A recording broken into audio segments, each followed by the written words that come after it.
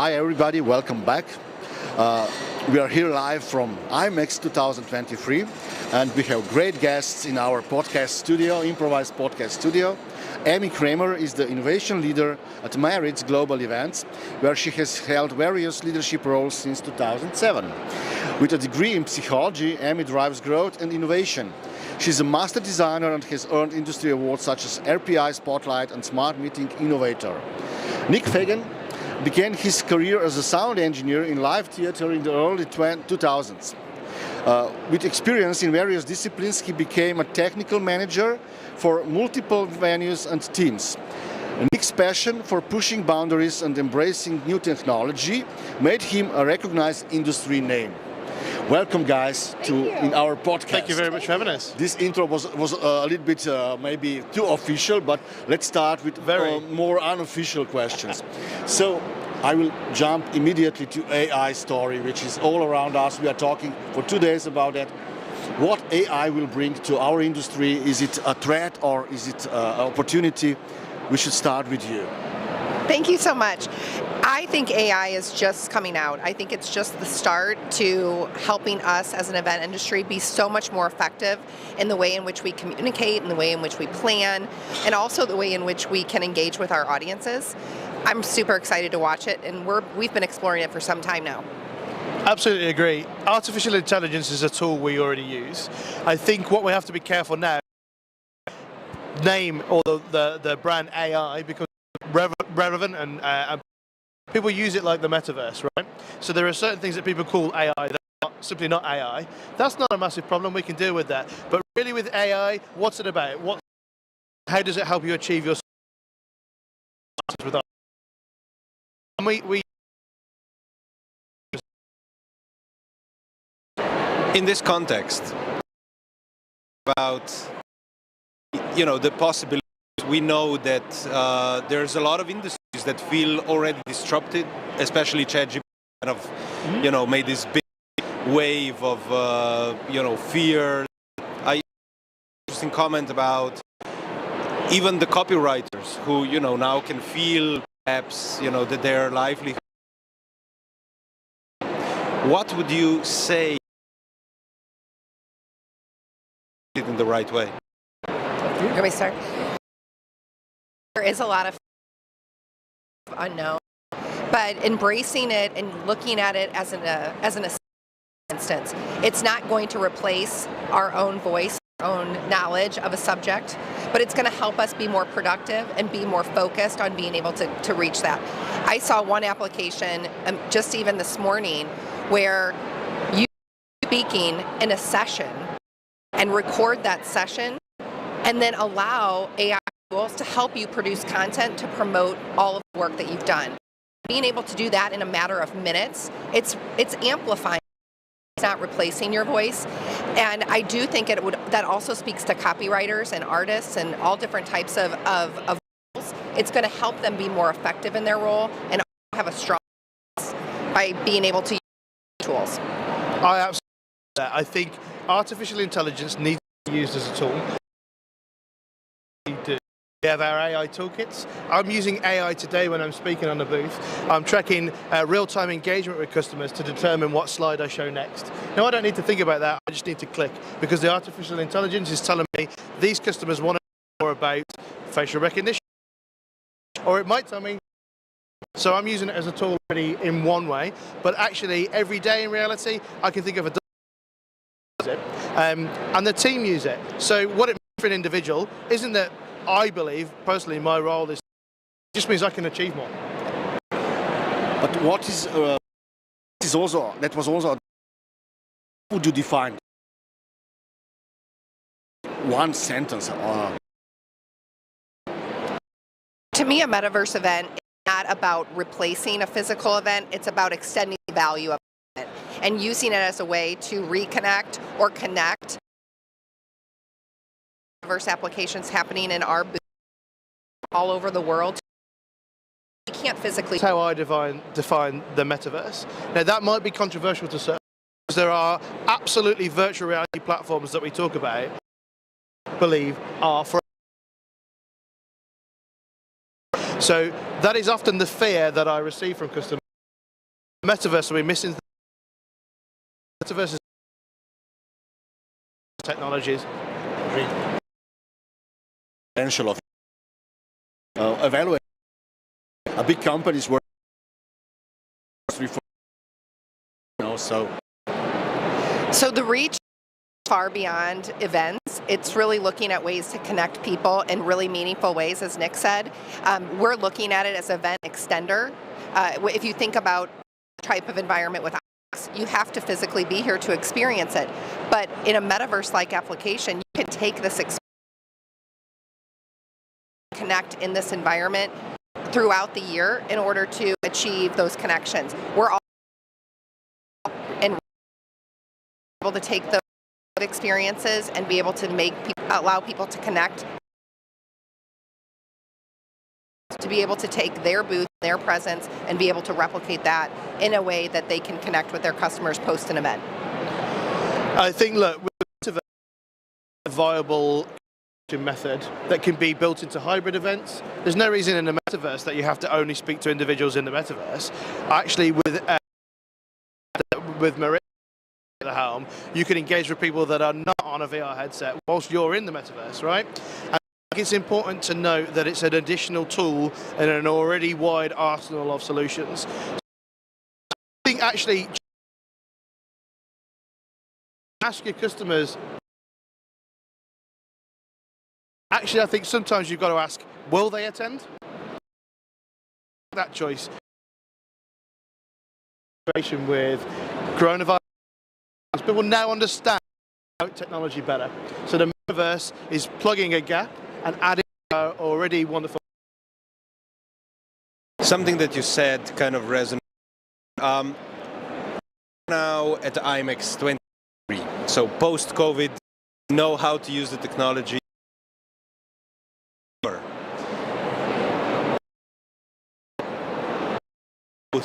The way it was designed many years ago as well. These events, perhaps the power of change and to make. I mean, it's a great event, but how would you apply this technology? Right now, we see in only having a physical location to be at. Looking at ways that we can take the metaverse and extend the reach of to more people, because there's a lot of people that cannot travel. There's also a lot of people that have limitations with schedules, and being able to look at ways to extend this event and also have it be accessible. Just build the right. So do you see an example of this already happening that you would know of?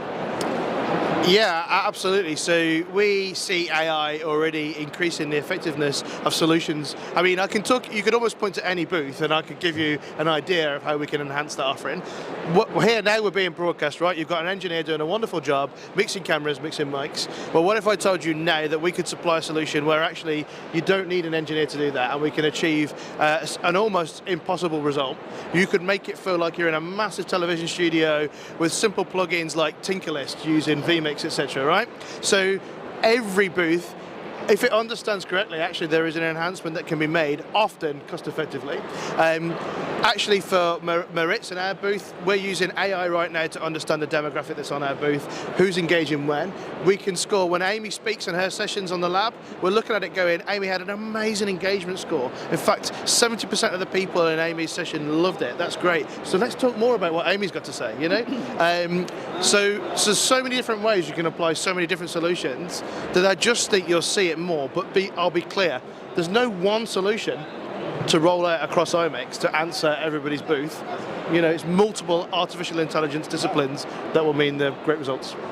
Looking for why, Yes. Always, but can you elaborate a little bit more? What is the percentage of live events at your agencies, hybrid events, metaverse events, digital events? Can you explain this, or is it a secret? So just really quick to answer your question, we have a number of solutions in the market today that could support metaverse applications for clients and for IMEX. So that's something that we've already been exploring, and we've been doing this for some time. And it is creating that digital replica of an event experience, or even a portion of the event experience, so that you can extend it. So anybody that's interested can absolutely call Merits and DRPG, and we can consult on that. As it relates to what we're seeing in the marketplace, physical and live events are back, and they cannot be replaced. So those have come back twofold from the COVID experience. But we are seeing, as Nick said, we need to meet and meet the needs of multiple audiences, and being able to do that with physical events, with hybrid events, with digital events. We have clients that, from a sustainability perspective, have canceled all of their live events. They really just want digital because they want to have a lower footprint. But we also are seeing that blend. So I would say it's probably 80% of meetings are physical, and there's that importance. But now we have this demand for 10% digital. That's what people want. And then I would say probably another 10% of hybrid. I agree. In fact, what we're seeing at the moment is a bit of variation and inconsistency with popularity. So what I mean is, obviously during COVID, broadcast hybrid, the only way, right? Then after that, initially customers continued because it was a great return on their investment, cost-effective solution. But now we see customers actually getting frustrated with remote experiences and wanting to be face-to-face more. So we're seeing personally our largest return from face-to-face events in a traditional way, but albeit with these additional plugins of artificial intelligence, etc., to make it better. Second to that is hybrid. Now, DRPG and Merits, we've been doing hybrid a long time before it was popular. Yeah. In fact, initially when customers were like, what is the metaverse and how do we use it? I was showing them stuff from 2006, 2008 that would now be called a metaverse solution, right? So actually these technologies are not particularly new to us. It's just the way we use them is enhanced and customers understand it better. So yeah, I would say then metaverse solutions in third place to hybrid, etc. At the moment. So what would you do with the group of totally introvert participants? How to engage them? Let's assume that they are IT guys, coming to a conference. They are all more or less introverts. So how to make them happy, at the end? So this is where we see a lot of the value with avatars and being able to create your person in a metaverse environment. A lot of people don't want to show up as their normal selves. Yes.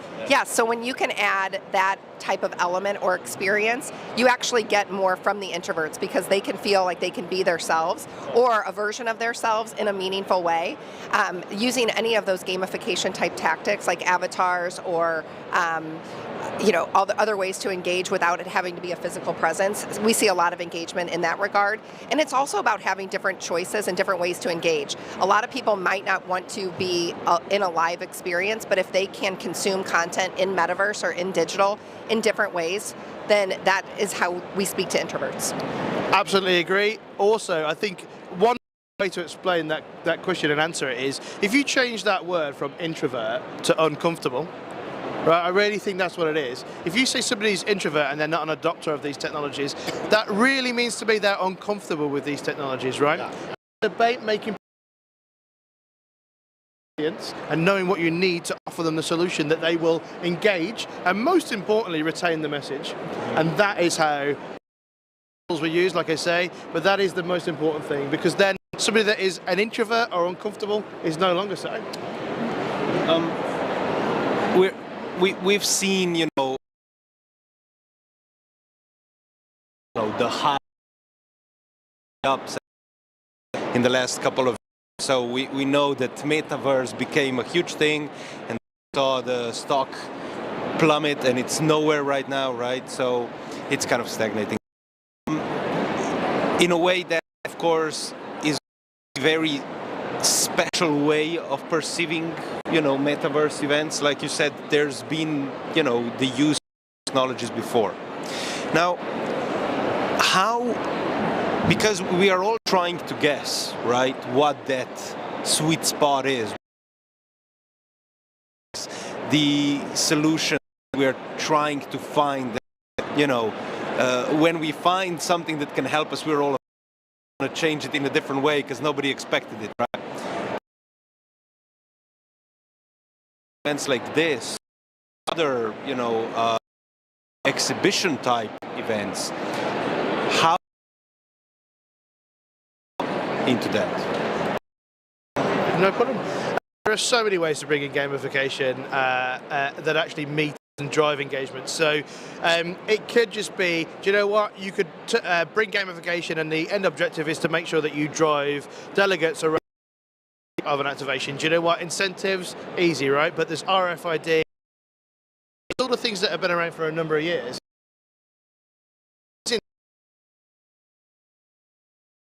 Introvert having to go somewhere and an NFC or an RFID, but for others, a bit uncomfortable doing that. Well, actually, with the camera I've got on my the QR code from 15 for RF within an exhibition hall to bring accuracy, of around a couple of that mean the customer doesn't need to be aware that this amazing technology is being deployed. But would you be then using?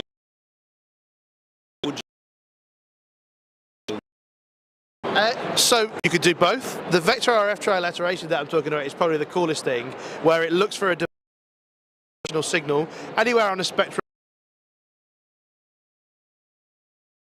So transmitting Bluetooth that code because it's looking for Wi-Fi.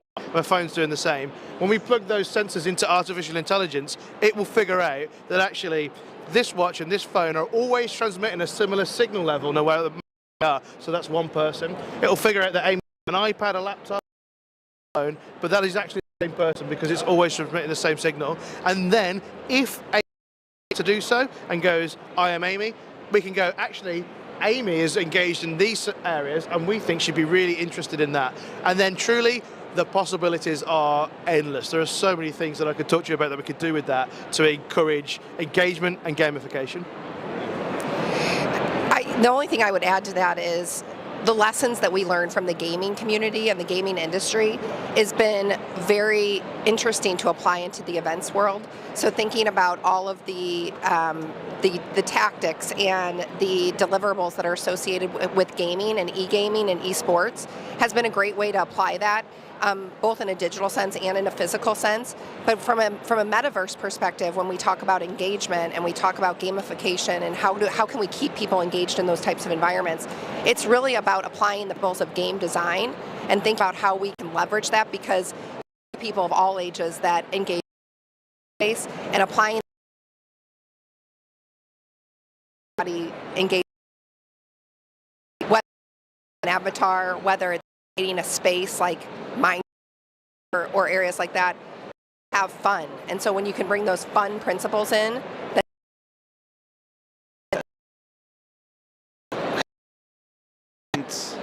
where you would actually be applying, I don't know, the avatar element into them as such, I don't know, for an incentive or something like that? Yeah, so we actually launched our first metaverse with a client. We actually event experience into the metaverse. And the way in which we could encourage participation is we allowed those individuals to space and really their own journey.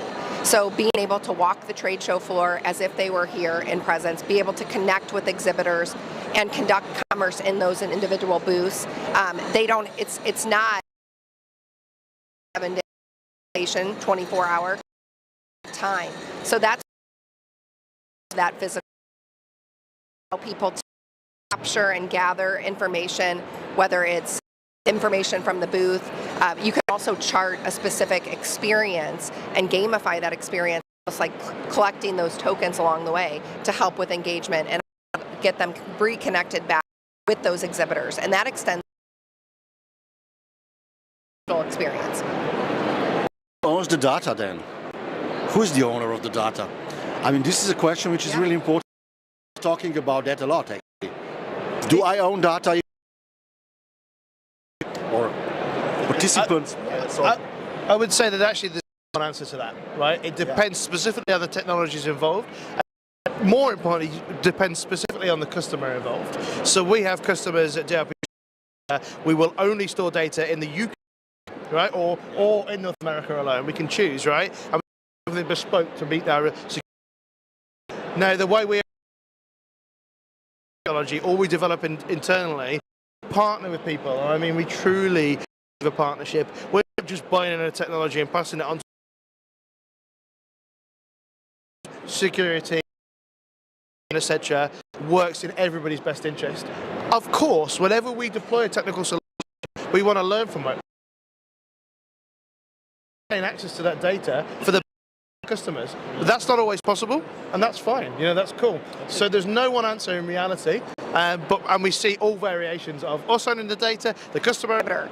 We try to look at data very agnostically and look at how we can make action and relevancy to that data, so that if that data can be providing the guest a better experience. So giving me information about my personal experience so that I'm using to do something different, value to the attendee.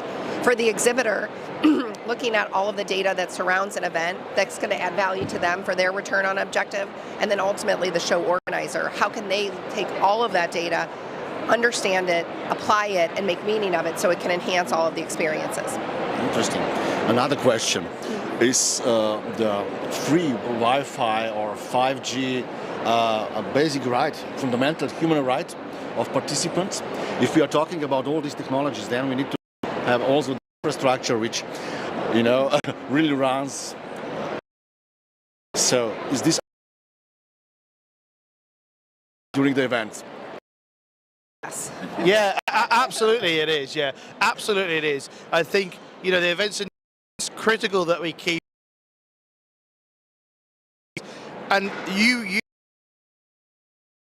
crucial things every day.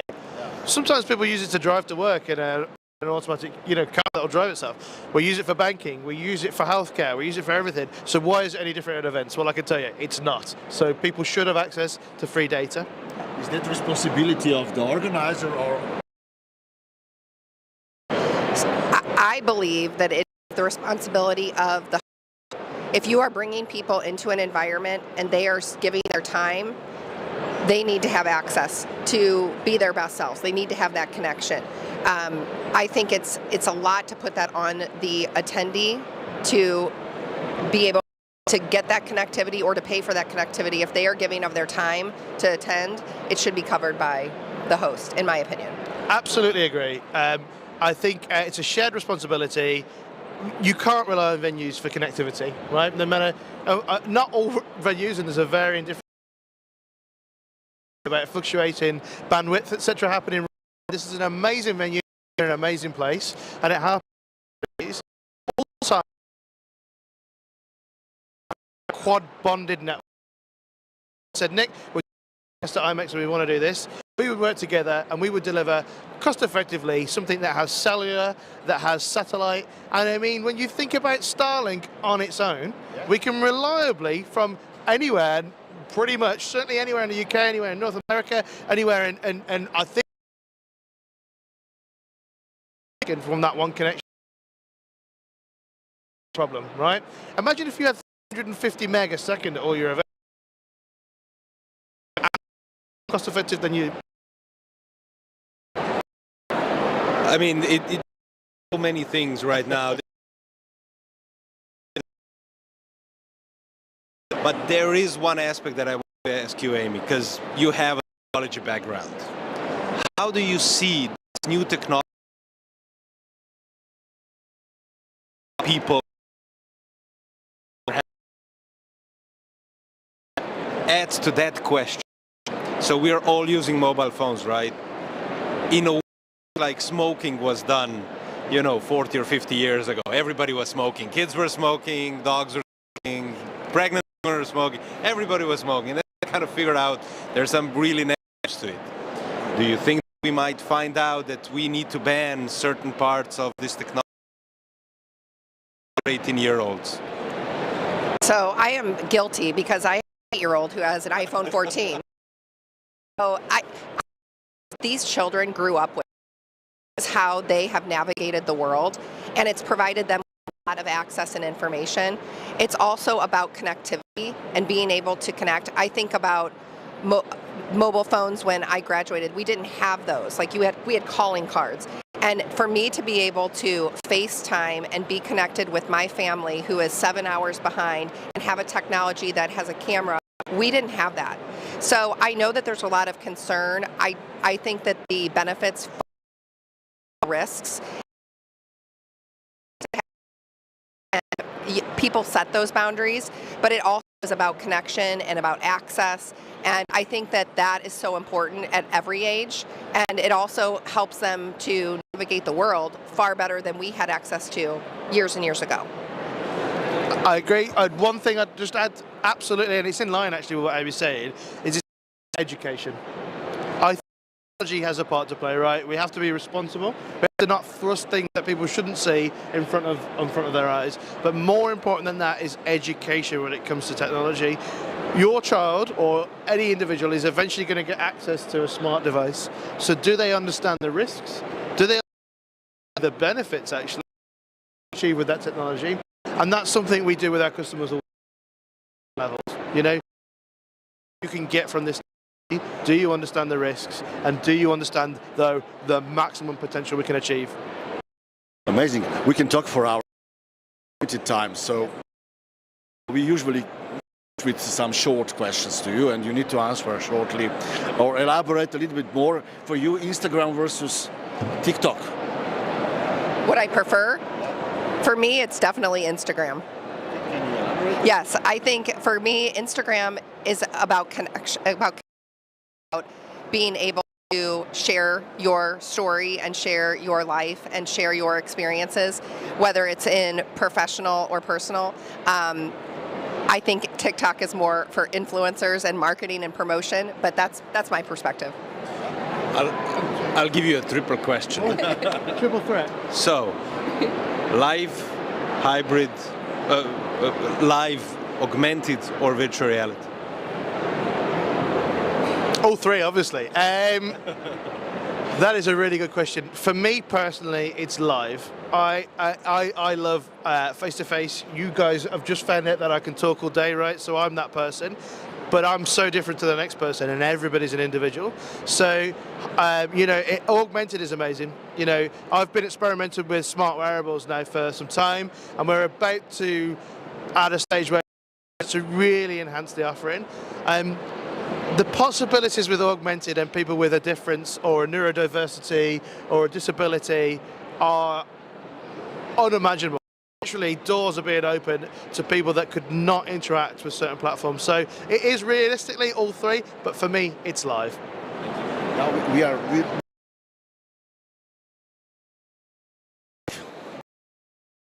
I'm a I love to train, so I think definitely better. Sweet or savory? Always sweet. Do you know what? Again, others that are sweet, but I think sweet. It's sweet. If it's the dessert menu, I think we're almost at the end, so thank you very much for this really cool conversation. Perhaps in a year or two, and look back at what was said today and kind of go and cringe and go, oh, you know, much. And thank you for coming. Thank you.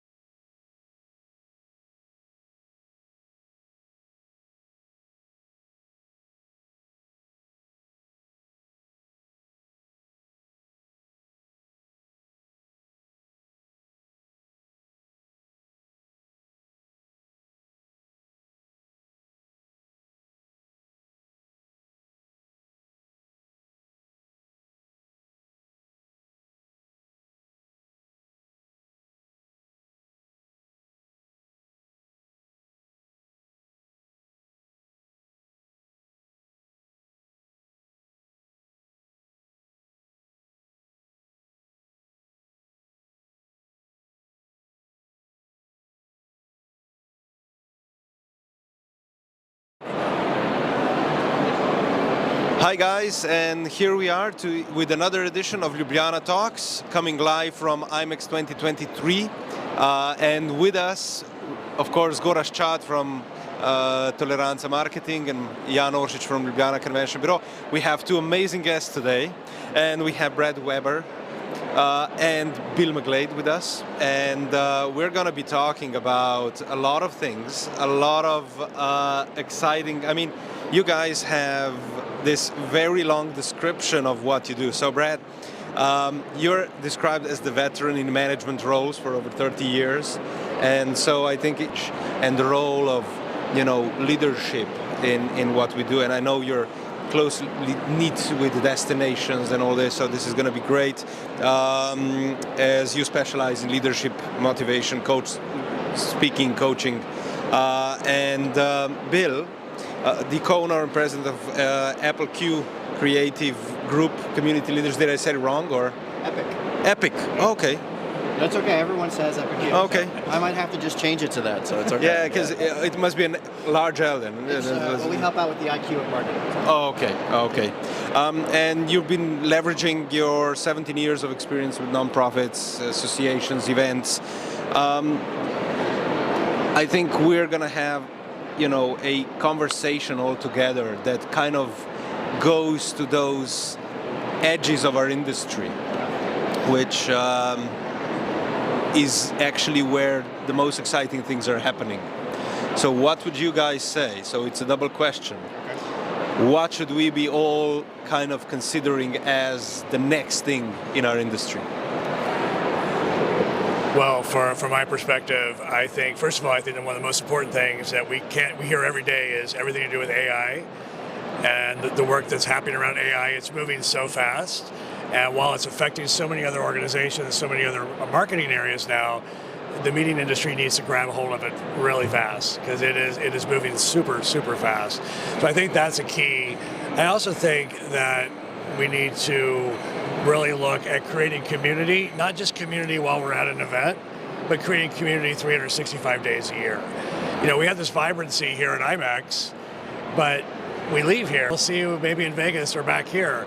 How do we keep everything like this energy going? So I think creating community is also very, very much so. 100%. And to tackle onto the AI component of it, the saying is you're not going to lose your job because of AI. You'll lose your job to somebody who's using AI. And the reason for that is it's making people 30, 40, 50% more productive and able to do a lot more, focus on the bigger tasks that they actually want to handle, while AI is actually focusing on the others. I specifically created a marketing strategy prompt for the industry for GPT-4, and we're passing it out for free actually to everybody. I also made GPT-4 my assistant. And so I trained it to act like me, to speak like me, to understand the industry, right? Now that it's able to scrape the web and do all that too. It understands everything that I'm inputting into it now, to the point that it can almost be me and help me be life of what I'm doing. So that's just the AI component of it, and Brad mentioned the community, but the other thing is we've been talking about this for, 5 to 10 years now. Organizations, associations, events, everybody needs to stop focusing on event-led and become content-led. The content marketing is not going away. They thought maybe that was a fad, but it's not. And social media has proven all of that, and the world basically has proven through all the micro communities that are going on. People want to consume content how they want, where they want, whenever they want. And so by becoming content-led, it actually almost forces you to become community-led as well, because what you're doing is you're taking all of these sessions, or you're going live like this, and you're repurposing it for afterwards. And then you're selling it either on demand to those that couldn't make it, or you're having to attend a session because there was a concurrent one, be able to actually see that session afterwards. And so you're creating a community. You don't necessarily need a forum or a chat area for them to converse, but you need to be able to engage with them throughout the entirety of the year, not just these 3 to 5 days. Yeah. So what can we learn from Netflix, for example? A lot. Do you want to tackle? So Netflix, most people don't, I think, truly understand how Netflix disrupted the entire industry. And Julius Solarius says this a lot, actually, and I do hope that people are actually listening to him more when he says it, because when he puts together the content-led focus for association, having a Netflix on-demand library, because people, again, want to consume when they want, where they want, how they want, and that's it. And that's exactly what Netflix has done. You know, I agree. It's so fascinating now, when having been in the industry for almost 38 years and watched the evolution, and Bill's exactly right. I mean, when you think about how we consume information now, and we also take it in smaller bites, so it's like, again, it's like, how do we choose it? How do we consume it? And how do you repurpose it? And, you know, it's funny, you can lay on your couch and have episode after episode after episode, you just keep going to a meeting. So it's a very, very dynamic shift. So Definitely. There's one actually really good example that people can look at. It's a completely digital conference. It's called AdWorld, and they do an amazing job of making everything Netflix style. I'm literally putting my kids to sleep with my headphones in, and I'm watching a marketing video on how to do X, Y, and Z from a person in the industry while laying in bed, because it's literally a Netflix style platform. Amazing. But our meetings in Slovenian language, it's called srečanja.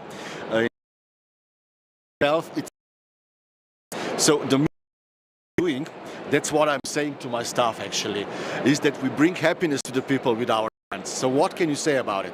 We are the only language with such a beautiful. The only language. Srpski. No question for me. It's okay. Me to you. I think what we do is bringing happiness, but there's so much more. I mean, when you look at bringing connection, you know, we live in a very difficult world now, and it gives me such hope to be somewhere. All these countries coming together and doing this work. We're also the most engine. I mean, most countries don't